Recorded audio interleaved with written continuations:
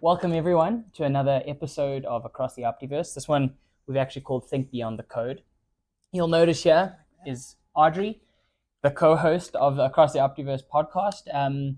But it's a important episode to say she's actually our guest today. Adri is our subject matter expert on the research, teaching, and learning kind of field that we work in so deeply.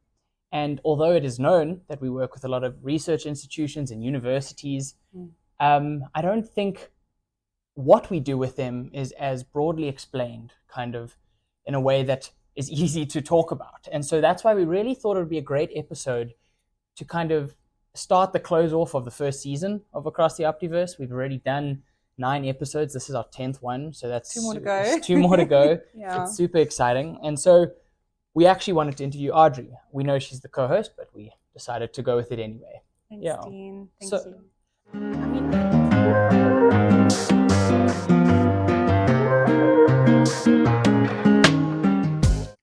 I think it's important. That really starts us off into what we want to talk about. So I'm going to just turn a little bit.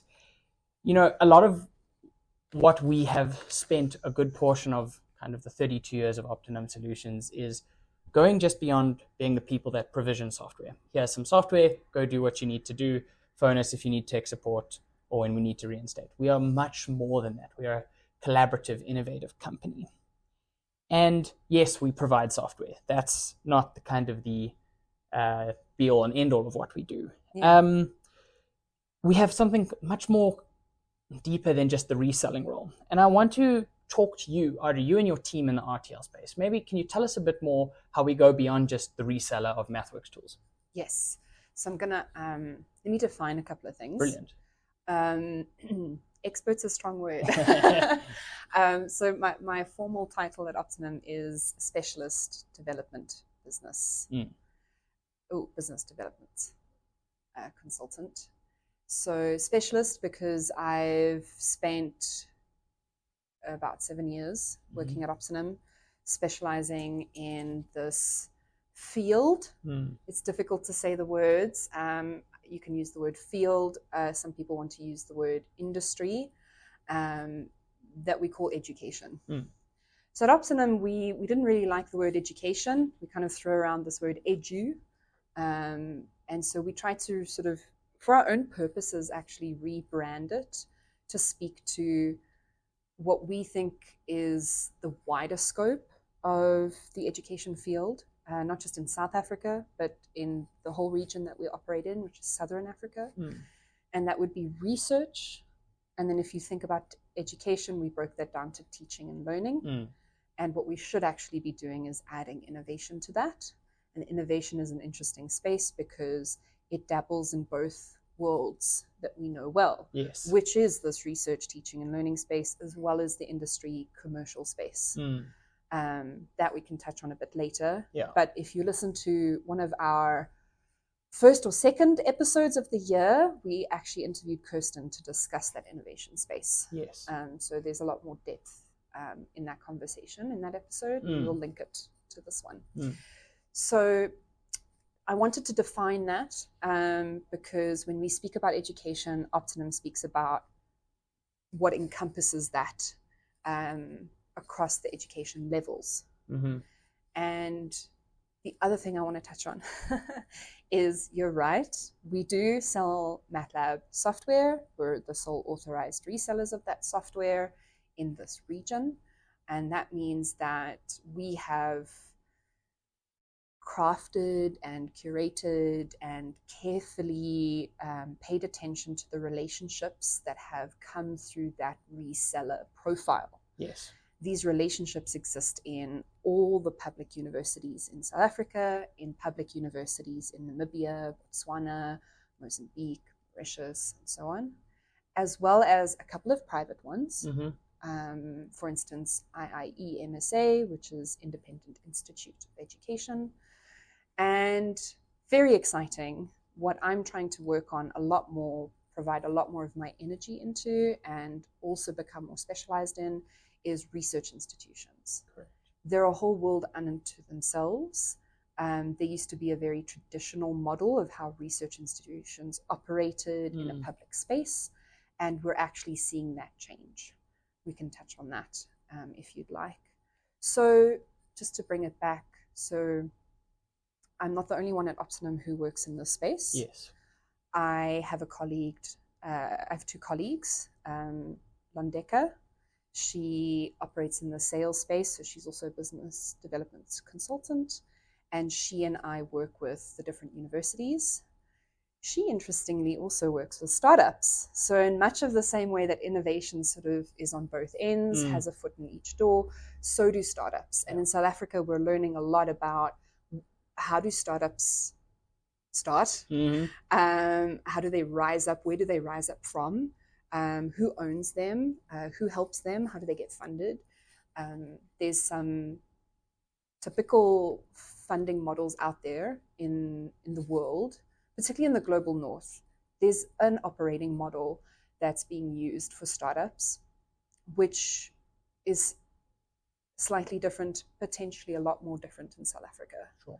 So there's probably an episode in there where we discuss that, because we've learned a lot from that space. And I think the key thing that we've learned, the reason why Londeka looks after universities and sells to universities and startups, is because we're finding that startups are coming out of these universities, which is kind of what we want to hear from our experience. We don't want masters, PhDs, particularly PhDs with those innovative ideas, to sit in the PhD book that sits on a bookshelf or gets left behind at a university. We want to see that reach the market in some way or form as a product or a service. And then our third colleague that sort of makes up this very unique team, quite small, is John. So John has a very interesting role. He focuses on the actual engineering and science of what does a university do once they've got MATLAB software. And so we can dive into that, because that's really, selling software to university has a goal. Universities need it. They ask us for it. And we could be that company that sells it and walks away, like most reseller vendors do, because that's their business model. But Opti-Num, for very good reasons, operates differently. And so we actually have someone who project manages our literal help and support of the use of that type of software, and not just MATLAB, but other software as well, like Python, for instance, because it's market relevant and it's graduate employability relevant. Yes. And although we have a team of now 3 people that I've spoken about, myself, Londi, and John, what we figured out how to do at Opti-Num is we figured out how to work with our engineering and science colleagues. So Opti-Num isn't just a reseller of MATLAB software, which we've covered across all these episodes in our podcast.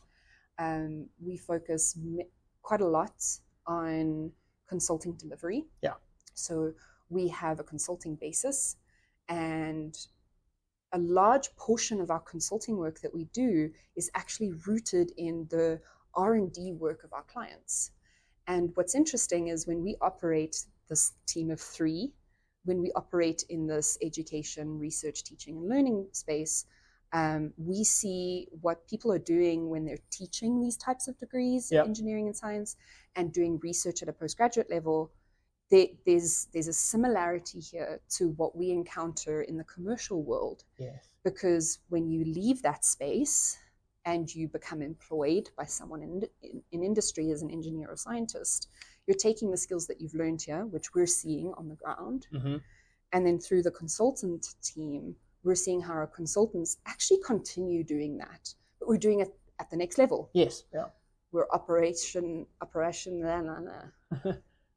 We're we're doing it maybe a bit better, maybe a bit quicker, and maybe a bit differently to what we've learned. That's where the conversation about innovation comes in.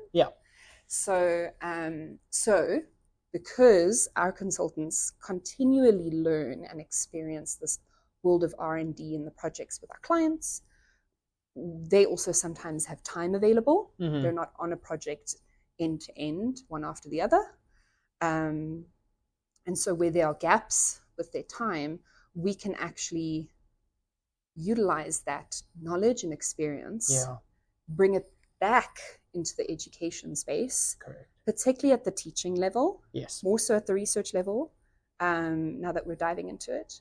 And what John does, when I say he project manages the support, he's working with several different people in our consulting team. Yes. And he's asking, hey, Latabo, can you please help this aero lecturer integrate some Simulink tools for model-based design?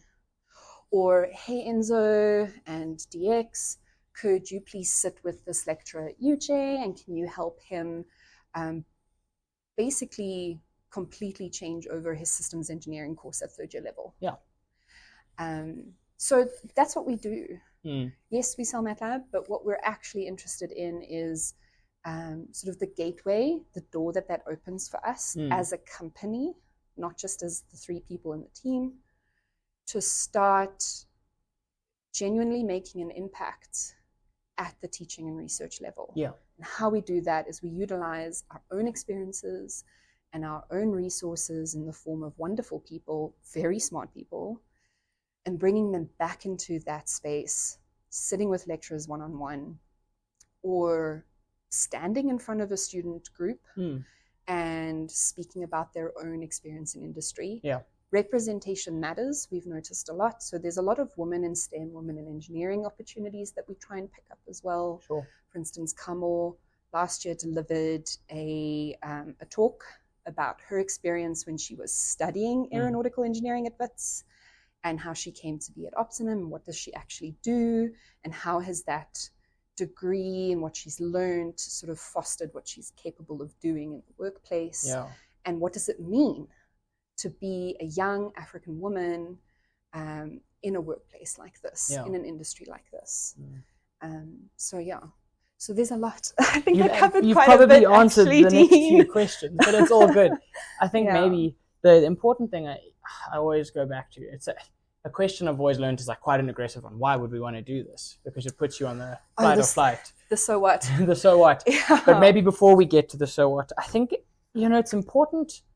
I think I see from what you're saying and from what I've experienced working with John Londeka and the various of kind of members of our technical team, is to see that it's not a kind of a means to an end, just putting some software, putting some simulation capabilities in the hands of the engineering and sciences field and all the other kind of fields at universities and saying, cool, do it so you have software so you can get experience in, let's say, just coding, experience in some sort of simulation kind of environment. And then you're done, then you go get a job. Yes. There is it's a journey. This is just a chapter in the story of becoming a software engineer or becoming an engineer or becoming a scientist, a mathematician. That STEM field, really. Yeah. And I think, the why to me is, why stop? Why put all this work into really immerse yourself into the technologies available to us? And I think in South Africa, we underplay the amazing work people are doing, or Southern Africa, let's say. We underplay the amazing research opportunities, R&D and innovation that are taking place. Yeah. We don't consider it. Let's take it forward into the next chapter, the next learning space. And again, we'll talk about the commercial and the academia kind of integration that is happening. It's not something that we just talk about and no action. It is happening, but a bit later on in the episode. But I think that's really important. So, yeah, I mean, I would probably end up gushing about this, and we don't have an hour to speak. Yeah. But what the work I've done in building relationships with these universities and research institutions and working alongside John, I sell software. I also sell these consulting services that we do as Opti-Num to certain institutions in certain situations where they need much deeper support. Yes, I do that. There's a lot of business to my job, but the advantage of working at Opti-Num with the people that I work with is that I'm like less than a stone's throw away from what John is doing. Yes. Because John works across all of them, right? All these universities and institutions. And not only work alongside with him, we work together collaboratively. Yes. What that means, the reason why I would gush about this is that because we don't just, the buck doesn't stop there at the sale, we start seeing things. And the things that we see is how extremely intelligent people are in this country, the amazing stuff that we can do. It's so general saying stuff, but I don't have an hour to dive into it, you know. There's research happening, for instance, not just at CSIR, but at SKA and at WITS, at UJ, at UCT. Oh my goodness, there's a whole story about this group that we got to know at UCT, the African Robotics Unit. And we should probably do an episode with Amir Patel on that. But yeah, so we see this. We see the stuff on the ground. We see what we're capable of doing. We see the fact that we do it, that like we launch these things. We also see the pain. Yes. We see the gaps. And so you asked, so what? Because we care. I was trying to not use that liner. I think it's a bit cliched, but because we care.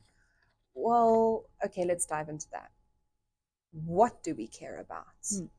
And if I were to sum it up, John and I have done a lot of research on this because of the interactions we have with lecturers and researchers. We care about the ability of our youth, of our workplace employees to think in a particular way. And that term, we didn't coin it. That term is coined as computational thinking. Yes. I'll add skills there. Do you have the skill to think computationally? What does computational thinking mean? I'm not going to dive into it. What I will say is that it's a form of almost thinking programmatically. Better way of actually saying it is the ability to take on a program, a technology, like a programming language, to apply to a problem that you have, use that program in such a way and apply it in such a way to solve the problem. In our industry, that makes a lot of sense. Yes. Think of a control engineer. Turn the thing on, and if it gets too hot, turn it off. Correct. Very simplistic, I know. But how do you do that? Okay, well, we have a thing that needs to run, but if it gets too hot, then there's mechanical issues. We don't want to pay for that. We need to turn it off if it gets too hot. Once it's cooled down, we need to turn it on again. So there's a business case around this. How do we turn that on and off without having someone stand there and watch the temperature? And then we're paying someone to stand there and watch the temperature. If you've got the computational thinking skills, I know, simply put, but if you've got the computational thinking skills, then that control engineer will come into the picture and say, I can write a program that controls the switch to go on and off. I can tell it to go off based on the parameters of the temperature it needs to operate in. Yeah. Great. So, you know, he's done a lot to get to that point. It might sound simple, but the larger the problem or the more complex the problem, the more important this type of skill becomes. Correct, yes. So why do we care about not stepping away from a sale? Why do we care about maintaining a relationship at a teaching and research level, so much so that we sit with lecturers one-on-one and integrate these types of tools into their teaching? Because when you integrate these types of technologies and tools into their teaching, what we're also doing is we're delivering the ability for lecturers or educators to teach computational thinking skills to their students. Or better yet, at a research level, for researchers to take what they know, they're the experts in their subject matter, but to either help fill a capacity gap or a skills gap or a knowledge gap from the computational side and foster that skill set at a research level. That's important because research, if we think about, for instance, CSIR, and I mentioned SKA, Square Kilometer Array, this has impact on our society and on our economy. And if we want to take research and bring in the conversation of innovation, that's part of the mandate for CSIR, for instance. Yeah. They need to reach a point where they are innovating to a place where research is reaching industry. Industry operates at a much faster level. They're much more quick-paced than what the teaching operates at. You do have to take your time when you're teaching. You do, especially at a tertiary level. Research kind of needs to take what you've learned, come up with these new ideas, these innovative things, but it needs to reach that sort of that innovation leg as well. We care about that because we have a foot in the camp of teaching. We're not going to walk away from that. If we can be part of a team, part of a group of people in this country and in Southern Africa that improves our knowledge economy, what people know and how they impact our economy based on what they know, but also the skills that we believe strongly in are the computational skills because that's what we're experts in, then why wouldn't we do that? Why wouldn't we do that? We've reaped the rewards, the benefits of doing that kind of support. We're a company in industry, a private company in industry. We need to hire consultants. Some people leave over time. They go find jobs elsewhere. They move on with their careers. But we need to hire people. Who do we hire? Well, we look for the best. We look for the best of the rest. And who are they? They're the people with the skills that we know are important, not just to us, but to our clients, because the consultants work for our clients. And I think it should be mentioned that, our company came out of a university. Yes. Someone doing work at a university and saw an opportunity to expand and to innovate. And it's now 32 years later. Yes. So the directors of our company, in true form, are engineers. Yes. And they'll tell the story, and it's really sweet. They were sitting in their office. They were postgrads at the time at Wits. One was doing his PhD, the other his master's. They were lecturing as well. And they got the opportunity from MathWorks to sell to their friends in their field. Yeah. And then it grew from there. But they had developed these really strong skills, the ability to use software, not just MATLAB, but to use software to help solve problems that industry was experiencing. And you know what? These problems, they're mathematical at their core. And so wherever the maths is, we go. Yes. And we can go there because we can break down problems. We can choose what issues and gaps there are.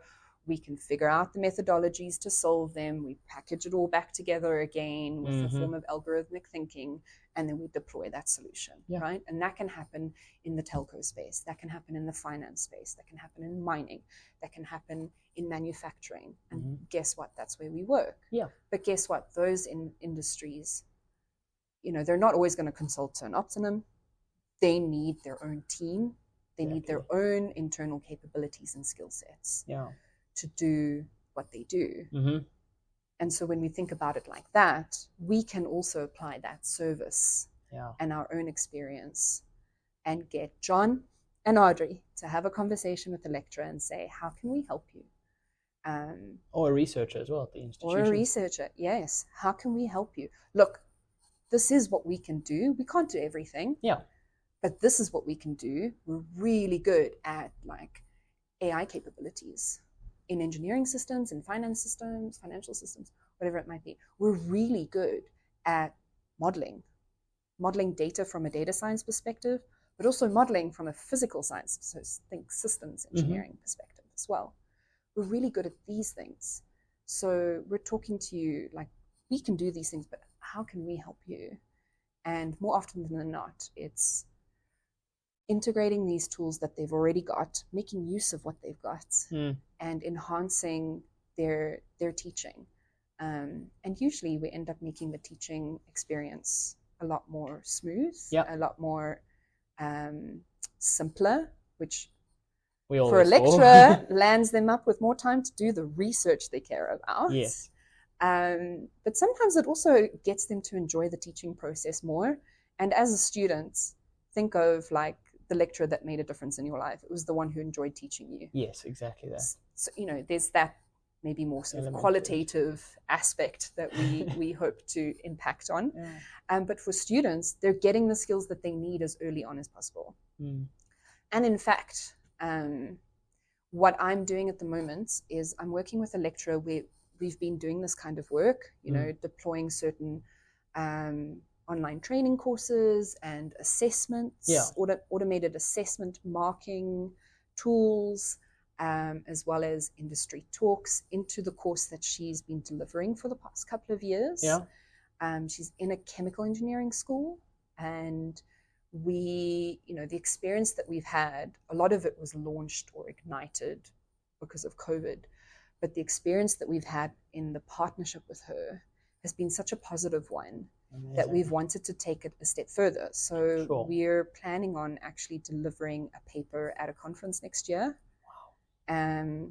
And so we can probably revisit the conversation in a year's time. Sure. And I'll probably have a paper to talk about this more academically. Yeah. Look, I mean, we are out of time. And okay. The questions I had prepared, you answered before I could even ask them. I think that's fantastic. I think the one thing I wanted to add was the coolest thing I've seen from our technical team working with yourself and John is even in the times where we don't know, we don't have that domain expertise that the lecturer, that the researcher has. You've never seen people get so excited to learn something new. Yeah. We are very much in that thinking of continuous learning, continuous development. And I think that's what helps us connect commercial to research, teaching, and learning. We know not a South African problem, not a Southern African problem. A worldwide problem is lack of skills and bandwidth. Yeah. And what we work to do is connect these people, because you can create such talented, such amazing people through these computational thinking skills. Take them one step higher, and what is already a very impressive human being, take them one step higher and put them in the jobs that they want, that they have this passion in. And I think to close off, not something I prepared to say, but I saw it in the way you spoke, that I couldn't even ask the questions, is that there's such a passion here. And I think it's not just shared from you, it's yourself, it's John, it's Londi. It's amazing to see. And I always look forward to seeing what cool thing someone has done with some lecturer. Yes. I wish I could describe more thing and what they've done, but we don't have enough time. But I think that's really important. And it highlights who we are as Opti-Num. We're not just, here's some software, see you in a year, or email us when you've got a tech issue. And I think that's important to me, and I hope that message came across. To me it did, that it's so much more than that. We can't just simplify ourselves as we sell software. We are more than just software. Yeah, and we want to continue. So if there's anyone listening to the episode today, please reach out. Yeah. Reach out to me. We care so much. We do, yeah. We really do. I don't mean to create even more work for John. I'm glad he's not having the interview with me now, actually. But we care. We need to. It's so important, not just for South Africa, but our neighboring countries. We have talent in the country. Yeah. Do we have the capacity and the capability to foster it? We do. Mm-hmm. We, as Opti-Num, that kind of hits me. Yeah. We have the opportunity at Opti-Num to be part of a group of people, whether we know each other or not, who wants to foster that talent. 100%. So let's do it. So we're doing it. Yeah. So please reach out if you feel inspired that there's someone who can help you. Yeah. Then I think I did my job well today. Brilliant. Because we probably can. Yeah. So thanks, guys, thank you, Adri, very much for your time, for your passion, for the words. That's it. That's the October episode done. Can I also be a co-host now? Yeah, you can co-host. You can catch us anywhere where you catch your podcasts. Yeah. Have a great one, guys. Cheers. Thank you. Thanks, Adri. Yeah. Okay, there is.